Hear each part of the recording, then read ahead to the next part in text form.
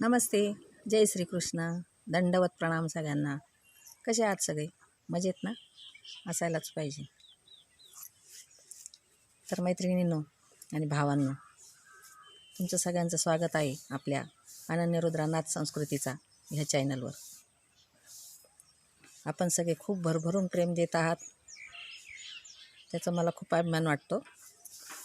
असेच प्रेम देत राहा, असेच आशीर्वाद तुमचे माझ्या पाठीशी असू द्या. तर आज आपण पहिला अध्याय संपवून दुसऱ्या अध्यायाकडे वळालेलो आहोत.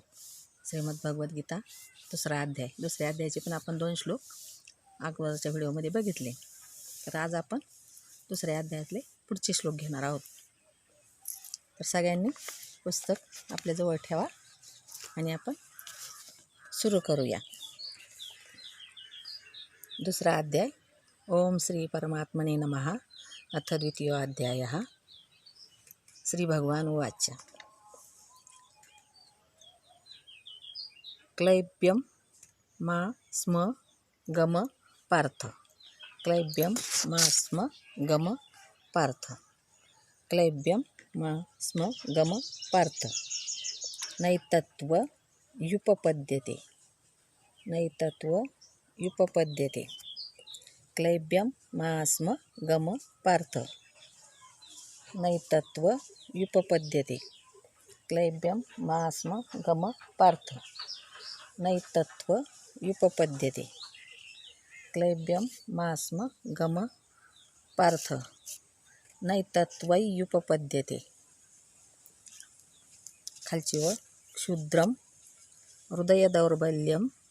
क्षुद्रं हृदयदौर्बल्यं त्यक्तोत्तिष्ठ परन्तप. क्षुद्रं हृदयदौर्बल्यं त्यक्तोत्तिष्ठ परन्तप.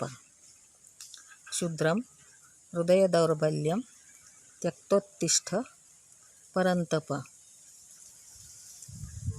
क्लैब्यं मा स्म गम पार्थ. नैतत्त्वयुपपद्यते. क्षुद्रं हृदयदौर्बल्यं त्यक्तोत्तिष्ठ परन्तप. पुढचा श्लोक. अर्जुन उवाच. कथं भीष्ममहं संख्ये. कथं भीष्ममहं संख्ये. कथं भीष्ममहं संख्ये. कथं भीष्ममहं संख्ये. द्रोणञ्च मधुसूदन. द्रोणञ्च मधुसूदन. कथं भीष्ममहं संख्ये. द्रोणञ्च मधुसूदन. कथं भीष्ममहं संख्ये. द्रोणञ्च मधुसूदन. खालची ओळ. इषुभिः प्रतियोत्स्यामि. इषुभिः प्रतियोत्स्यामि पूजार्हा वरिसूदन. इषुभिः प्रतियोत्स्यामि पूजार्हा वरिसूदन. इषुभिः प्रतियोत्स्यामि पूजार्हा वरिसूदन. 5वा घेऊ आपण, म्हणजे 5 आपल्याला पुन्हा रिपीट करायला सोपे जातील. 5वा श्लोक घेऊ. गुरून् हत्वा हि महानुभावान्. गुरून् हत्वा हि महानुभावान्. गुरून् हत्वा हि महानुभावान्. गुरून् हत्वा हि महानुभावान्. श्रेयो भोक्तुं भैक्षमपीह लोके. श्रेयो भोक्तुं भैक्षमपीह लोके. श्रेयो भोक्तुं भैक्षमपीह लोके. श्रेयो भोक्तुं भैक्षमपीह लोके. गुरून् हत्वा हि महानुभावान्. श्रेयो भोक्तुं भैक्षमपीह लोके. हत्वार्थ कामांस्तु. हत्वार्थ कामांस्तु. हत्वार्थ कामांस्तु गुरूनिहैव. गुरूनिहैव. गुरूनिहैव. हत्वार्थ कामांस्तु गुरूनिहैव.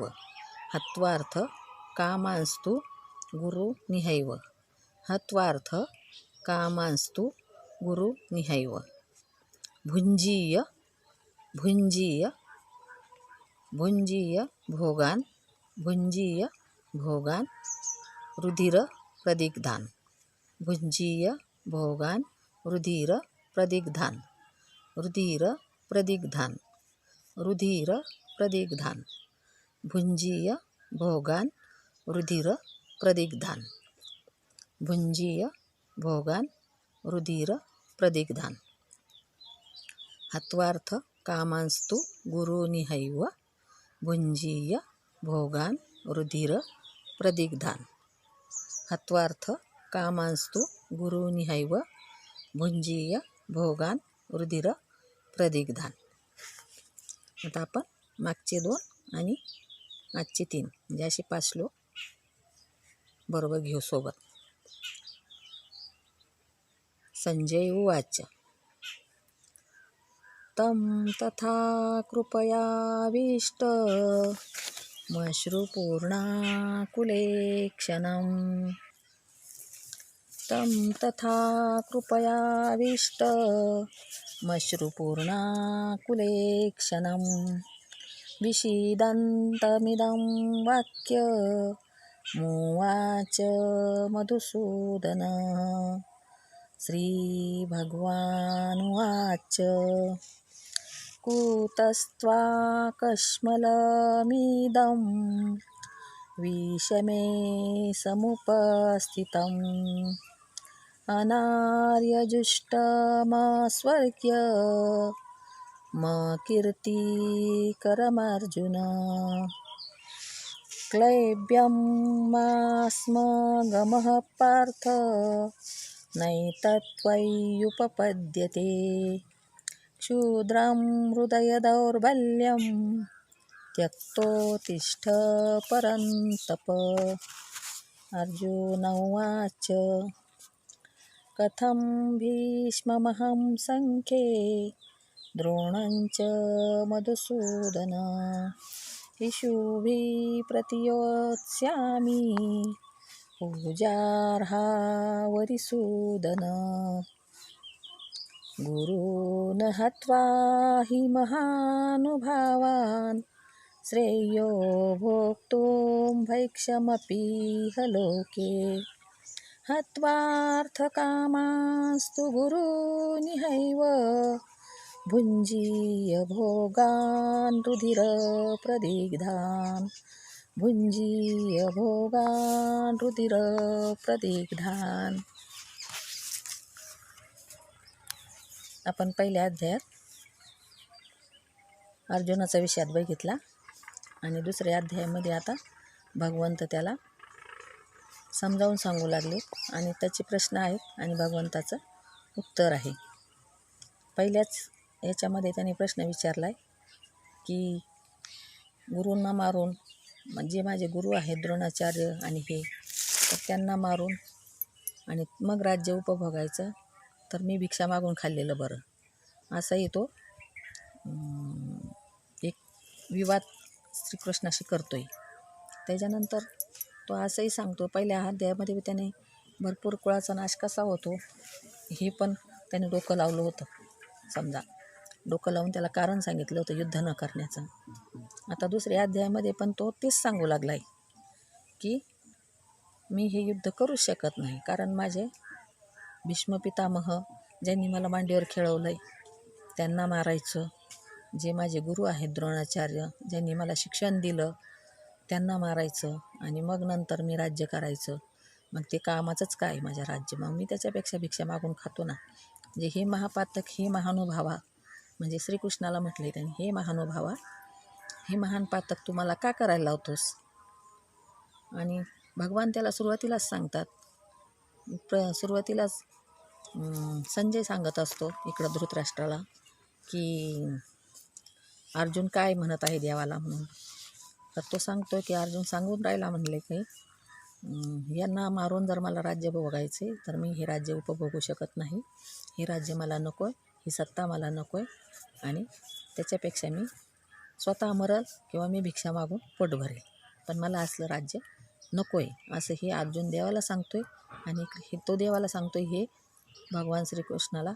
तर तो इकडं संजय धृतराष्ट्राला सांगत आहे की अर्जुनाने शस्त्र खाली टाकलं आहे म्हटला आणि तो युद्धाला तयार नाही आहे पण भगवंत त्याला युद्धाला तयार करत आहेत. आणि मग तो तिथून पुढे सांगतो की भगवंत त्याला काय सांगून राहिले, की भगवंत सांगून राहिले की हे अर्जुना, अशा परिस्थितीमध्ये तुला अशी बुद्धी कुठून सुचली? तुझा क्षत्रियाचा धर्म आहे आणि हा धर्म न पाळता तुला हा अशी बुद्धी सुचलीच कशी? की वेळ आणीबाणीची आहे, अधर्मावर धर्माने विजय मिळवण्याची आहे, तुला धर्मासाठी लढायचं आहे, धर्मासाठी तुला युद्ध करायचं आहे. आणि अशा वेळेस तुला ही बुद्धी कुठून सुचली की हे माझे गुरु, हे माझे नातेवाईक, हे माझे आप्त स्वकीय, ही बुद्धी तुला कुठून सुचली म्हटले. तर तू यांचा विचार न करता तुझा धर्म काय आहे त्याचा विचार तू कर, असे भगवान श्रीकृष्ण त्याला ह्या दुसऱ्या अध्यायामध्ये सांगत आहेत. आणि हे अध्याय सांगता सांगता म्हणजे दुसरा अध्याय गीतेचा उपदेश करता करता भगवान त्याला धर्म समजावून सांगत आहेत. तुला तुझी बुद्धी स्थिर कशी ठेवायची ते समजून सांगत आहेत. आणि त्याच्यानंतर स्थिर बुद्धी ठेवल्यानंतर माणूस कर्म कसं करू शकतो. स्थिर बुद्धी जर असेल तर तो धर्माचं काम करू शकतो, कर्म करू शकतो. तर हे भगवान त्या दुसऱ्या अध्यायातून त्याला सांगणार आहेत. पहिल्या अध्यायामध्ये त्याची बुद्धी चलबिचल झाली, अस्थिर झाली, डळमळीत झाली. आणि त्याच्यामुळं आता भगवान श्रीकृष्ण त्याला बुद्धी स्थिर कशी ठेवायची, म्हणजे स्थिरप्रज्ञ असं म्हटलेलं आहे त्याला, स्थितप्रज्ञ. तर ते स्थितप्रज्ञ कसा असला पाहिजे, स्थितप्रज्ञ म्हणजे त्याची बुद्धी कशी असली पाहिजे, त्याचा व्यवहार कसा असला पाहिजे आणि त्याच्यासाठी त्याला काय करावं लागेल हे भगवान श्रीकृष्ण अर्जुनाला त्याच्यामध्ये दुसऱ्या अध्यायामध्ये आपल्या आता जो चालू आहे त्या अध्यायामध्ये सांगत आहेत. तर आपण तो आता दुसरा अध्याय आपण सुरू केलेला आहे. दुसऱ्या अध्यायाचे आपण 5 श्लोक घेतलेत. तर 5व्या श्लोकामध्ये सुद्धा तो सांगतो, गुरुन हत्वा ही महानुभावान श्रेयो भोक्तुम भैक्षमपी ह लोके हत्वार्थ कामांस्तु गुरुनिहैव भुंजीय भोगान रुधिर प्रदिग्धान. असला भोग उपयोगाचाच काय म्हणला माझ्या, की त्यांना मारून मला भोगायचे, त्याच्यापेक्षा मला हे पातक तू करायला लावू नको, असं तो श्रीकृष्णाला विनवणी करत आहे. भगवान श्रीकृष्णाला अर्जुन विनवणी करत आहे की तू हे सगळं पातक असताना मला का सांगतो आहेस पातक करायला. देवा तुला माहिती पातक कोणतं, पाप कोणतं आणि पुण्य कोणतं, तर मला पापाचं काम तू का करायला सांगत आहेस, असं तो भगवंताला प्रश्न विचारतो आहे. आणि भगवान त्याला उत्तर देत आहेत की तुझ्यासाठी काय योग्य आहे आणि काय अयोग्य आहे हे मी तुला सांगतो, असं म्हणून भगवान श्रीकृष्ण त्याला आता सांगू लागलेले आहेत दुसऱ्या अध्यायामध्ये. तर आपण आणखी आता पुढच्या श्लोकात ते बघू. व्हिडिओ आवडल्यास लाईक करा, कमेंट करा आणि सबस्क्राईब तर करा. सबस्क्राईब जरूर करा. सगळे खूप प्रेम देत आहात, खूप सगळ्यांचे आशीर्वाद लाभत आहेत, हे बघून खूप मन भरून येत आहे. पण तरीही सगळ्यांनी सबस्क्राईब करा, कृपया सबस्क्राईब करायला विसरू नका. जय श्रीकृष्ण. धन्यवाद.